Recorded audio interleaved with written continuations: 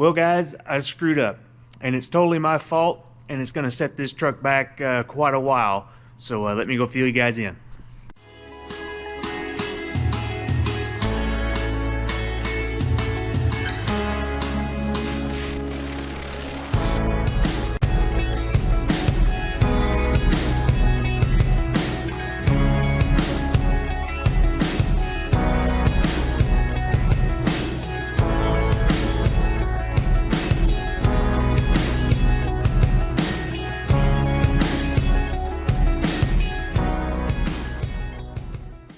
Alright guys, well unfortunately that is true.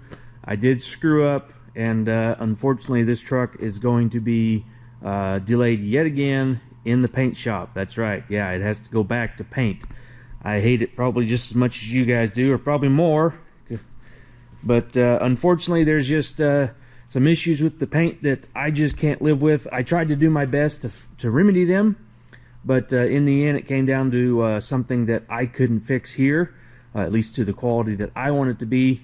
And the biggest issue is the hood and the front fender are just a slightly different shade, and it's probably not going to show up on camera. I'm looking at it on the little screen on the camera right now, and it looks exactly the same, but if you look at it in person, the fender and the hood is just slightly darker. So unfortunately I can't live with that. It's, you know, in the pictures it looks the same, so you know, a guy could just list it in the auction and say, hey, it looks good in the pictures, good enough, you know, it's yours, buyer beware kind of a deal. But I just can't live with myself doing anything like that, so I got to make it perfect for myself before I can sell it. But the bed and the cab turned out really nice. We do have to do some spots in the cab. I'm going to talk to the painter and see what they think there. I don't want to get into, you know, completely redoing the whole thing. But if we can just pull the fenders and the hood off and get that matched better, I would be tremendously happier with the outcome of this truck. Now, I am going with a different painter. The guy that did this one originally is kind of you know, semi-professional. I mean, he's been doing it for years, longer than I've been alive. But it is not his main business, doing paint and body. And he's done other work for me in the past, and done a pretty good job. We did have some orange peel we had to deal with on this, and I wet sanded the cab and the bed, and I thought that turned out really nice. It's probably not absolute show truck quality, but I thought I made it look, you know, turn out pretty good. So I think we can get away with just doing the hood and the fenders there, and we'll have a lot better truck, and the end result is going to be a lot better. So I am taking it to the shop that's doing our Highboy crew cab conversion truck, and also my forestry service truck. They're doing a lot of work on the crew cab. My forestry service truck there is on the back burner there, mainly because I told them not to worry about that until we get that crew cab done. So that project was supposed to be after this one, but it's probably going to be delayed again, or, you know, I'm going to push it back just because I'm not ready to start that one yet. I don't have the chassis ready. We did do a lot of work to it pretty far back in the channel now. It's been over a year, and coated the chassis and rebuilt all the stuff there. But I don't have the engine for it rebuilt or ready for it. You know, all that kind of stuff. It's not ready yet. So while this one's in the paint, they said they get it done fairly quick. They said 2.5 weeks. Hopefully they stick to that. But I was kind of thinking a little bit longer than that. So my plan was my green crew cab special. I want to get it ready to sell, because I don't think I'm going to do a full restoration on that truck, and I hate for it just to be sitting here not being enjoyed, because that truck is really nice. So I think I'm going to do a driver on that truck, get it running, put an engine in it, fix the brakes and stuff, and be able to move that one down the road for somebody to enjoy. And I'm hoping I can get that done in a couple of weeks that this truck's back in paint. And we'll see that. So that's what this episode is going to be about. It's going to be about that green crew cab special. So I'm going to get this thing, I'm actually taking it this afternoon, and they're going to look it over and kind of give me an idea of what we're going to be getting into, and kind of get a game plan together. And then probably tomorrow I'm going to start on that crew cab special, so I can get that thing. I got to pull the engine out because the engine's locked up. It's been set since 1992, and we'll see what we can do. So I'm going to bring you guys along with that little side project, and we'll see if we can get that truck knocked out. Well, here it is, guys. My wintergreen crew cab special, 1972. It is, this side's not the good side. It's not quite as nice as I remember since I got it out of the shop. This side was up against the pallet rack. You can't really see it very good. Now it's kind of eyeballing it from this side. It kind of looks a little better. Rust holes are smaller on this side anyway. I don't know. It's pretty good. It's a pretty good crew cab. It's got no rust in the roof, which is the biggest hurdle because that's a pain to fix. And the interior is pretty nice, be it dirty, but pretty nice. It is a factory carpet truck, being a crew cab special. So it's got the carpet. The wheel tubs, or the footwell step thingies right here, are pretty good shape.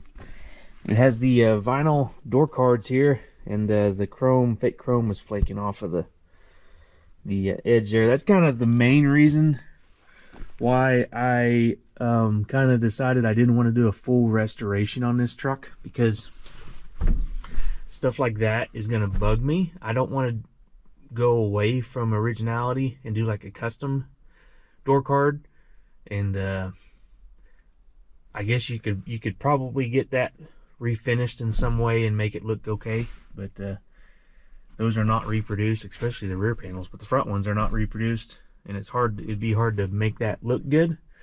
So that's why I've been kind of just sitting here with this thing and not done anything with it. But I think we can clean up the interior and make it look really nice. Some seat covers, obviously. This is not the factory seat cover, but it's tore up anyway. This is the factory seat cover. The crew cab specials had these fancy seats, kind of more like a Ranger. They don't have the little button thing like a Ranger has, but they're pretty fancy. Lots of patterns going on and different stitches and stuff, but yeah. So I was kind of thinking I would make this thing a runner where you could drive it, you know, more than a runner, like an actual driver. And listed on Bring a Trailer was my original plan, but when I got it here and looked at this side, it's not as good as I thought, you know, kind of remember. But it's really, I mean, underneath it's really good. Floor pans are good, rockers are good. Cab mounts need replaced, but they're solid enough to hold it up for now, so I wasn't going to mess with them. Kind of kick that for the next guy. Sometimes, I mean, they accept projects. There are projects on Bring a Trailer. I mean, this one would probably still be considered a project, even if I fixed everything as far as mechanicals go. But you could just, I kind of planned on just having it where you could hop in and drive it and not worry about the exterior, because it's all rusty anyways, and have fun with a crew cab. I guess we can see if they accept it and see how nice it turns out. I have an engine to put in it. This one is locked up. This truck was parked in 94 or 95. There's the air quality sticker for 94 from Colorado, and the tags on it are from 94 as well. There's not one up here. There's one in the back from 94. And the old 390 is locked up. So I think this is the original engine. It has been repainted, but I kind of think it was a Craigslist rebuild, as the Vice Skip Garage would say. As you can see, the paint, the blue paint on the firewall, that means the paint was done with the engine in the truck, so it definitely wasn't rebuilt.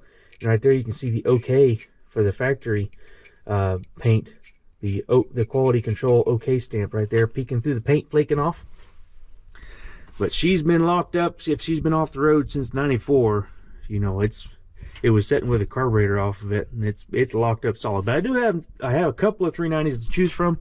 One of them is a flat top piston four barrel, so it'd be like a premium fuel 4 barrel 390. Pretty nice unit, I think. I think I'll put that in here and just leave the transmission you know, alone. I was kind of thinking about doing an automatic swap on this, but since we kind of have a time crunch, now I'm kind of thinking keeping the old. It has a new process 435 in it. It'll be all right. 410s in the rear, if I remember right. You can look at the door tag and see. This has been a long time since I've poked around this truck. I have to remember everything. No, it's a 27. Let's see.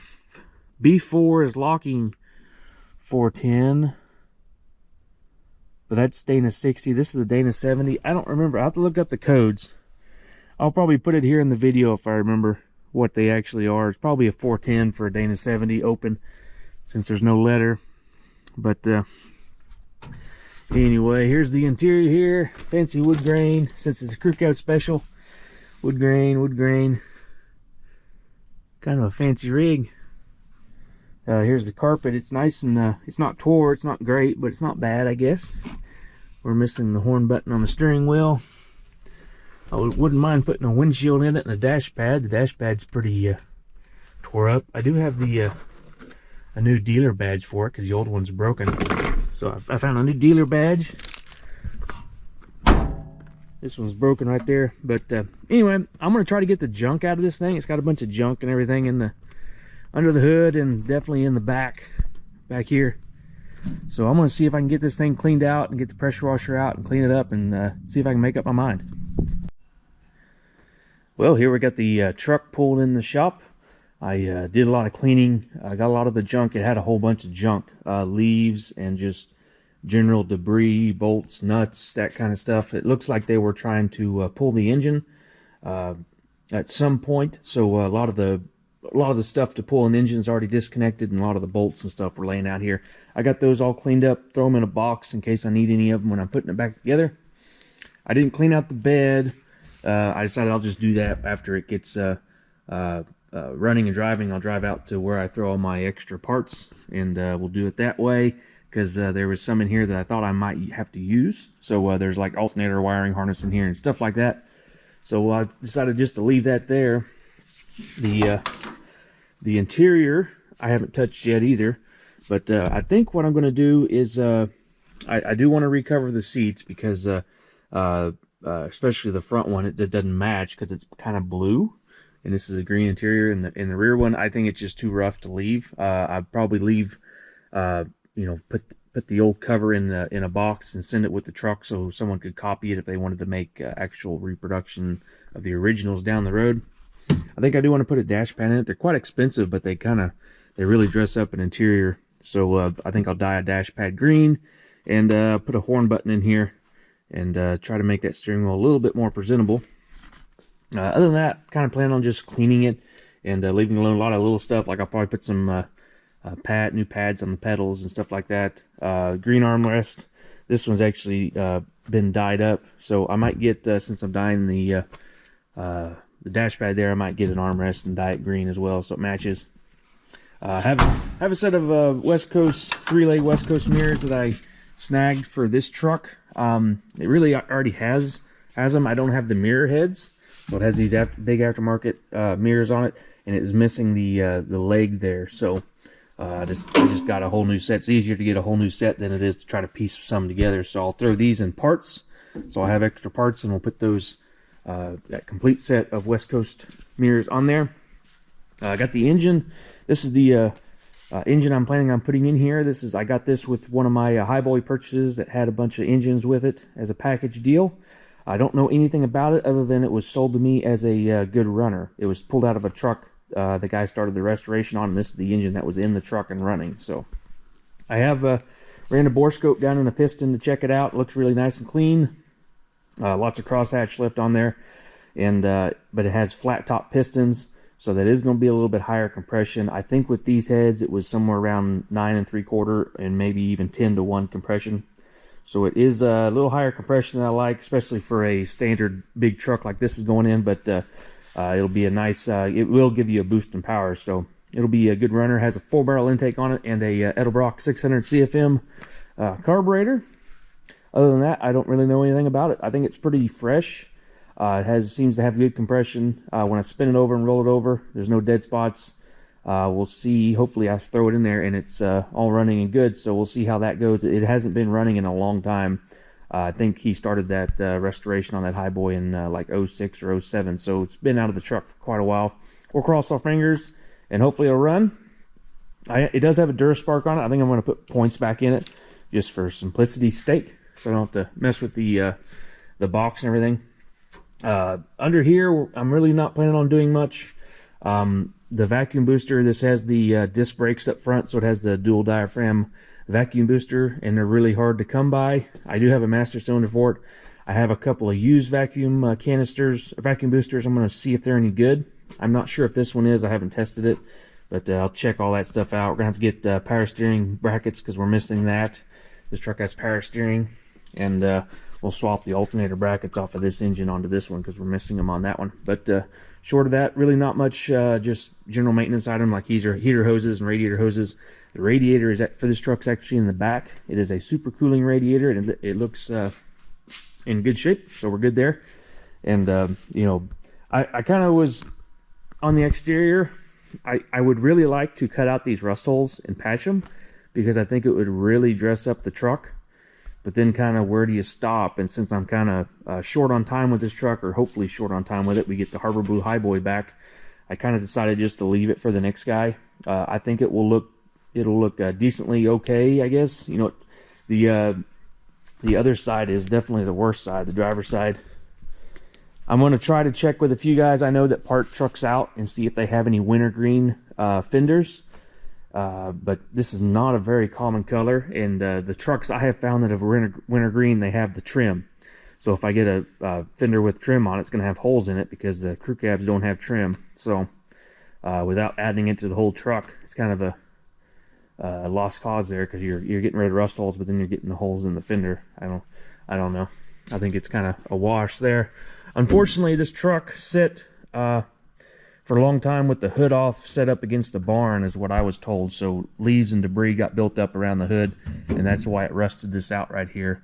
So that's another thing that I would like to cut that out and try to, you know, blend the paint in and kind of match the patina. But don't think I'll have time to do that. I don't think it'd be too hard. I just you get into that kind of stuff, and it's kind of where do you stop is be the problem I would have with that. And another reason is if the bed was in better shape, where you could really make it look pretty slick without, you know, with fixing all that other stuff. But the bed is so beat up and rough, it's kind of, I don't know, you make something look too nice, and then this looks bad, and you want to do something with this, and it kind of snowballs. So I'm trying to keep myself from snowballing this project. Just going to get it running and polish the edges because it is in really nice shape otherwise. Especially for a crew cab. So I'm going to get after pulling this engine out, and then I'm going to take it out and clean some more around the transmission and stuff because it's awful greasy back there, like always on the transmission. So when I have the engine out, I'll try to clean that as best I can, then we'll pull it back in here and start stabbing this motor in here. Should go pretty quick. Hey guys, well, I've been working on the crew cab here for a while. Got some stuff completed on it, and haven't got some other stuff completed on it, like the engine in the chassis like I just talked about, but have been doing some stuff. The major thing is the rag joint on the steering was completely shot, and that was because the lower bearing on the steering column was gone, and it was allowed to go up and down, and that just tore up the rag joint. So I pulled the steering column out, replaced the rag joint. I got a new one in there, and I replaced the bottom of the steering column with a roller bearing type bearing, and spot welded it in there. And then I'm going to replace the turn signal switch, but I didn't have it. I didn't have one. I had to order one, so it took a few days to get it. It just showed up today, so I'm going to put that in so I can put the steering column in. That's the main reason why the engine isn't in, because I wanted to do that before I put the engine in, because it's going to be a lot easier to do that sitting in here than trying to snake around an engine and do it under that big vacuum booster without having to pull that vacuum booster off. But while I was waiting, I got all the brakes working. So we have a new master on there, and I had to change out the front calipers. The old calipers, I wasn't getting any fluid right here to them. I'm guessing the original brake line swelled shut. These are actually a set of calipers off of my white 72 crew cab frame that I'm not using. It had these are remanufactured brakes, and it had actually some fairly new hoses on it. So I just took those off, put the hoses on here, and the fronts worked, and got the rears working as well. So we now have good working brakes. I checked out the bearings. Had to put a new bearing on this side. It had some water in it. Put a new wheel bearing on this side and got it all fixed up. The other side was good. And yeah, now we're moving on to that steering column. I'm gonna get that stabbed in, and then we'll start on the engine. Got a few parts rolling in for the engine. Got a new fuel pump. This one actually works, but in my experience, especially something that's been setting, this engine's been setting since around 2006, 2007 is my guess. That diaphragm in there is just going to go to pieces once you start using it. It might work for a little bit, you know, for 10, 20 miles, but then it's going to leave you stranded.